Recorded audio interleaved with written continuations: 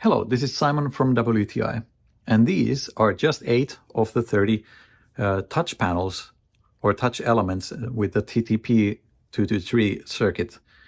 And the reason why I only have 8 here is because I already used the other ones, the other 22, for making a little touch keyboard.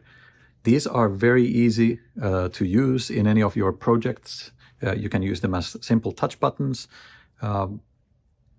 They snap right off from this larger board easily. And you can just get the individuals right there. And there you have your touch surface, you have your soldering pins. So these are very easy to embed in any sort of device you are building that needs a button.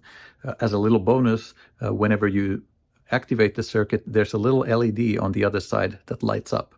And there's even a little tiny hole through this. So if you leave this visible in your project, you have a little touch button that lights up, which is kind of neat. But that is not how I'm using it. However, I am very happy with these. I would recommend it to anyone else who needs an easy touch button to embed into their projects. But that is just my point of view.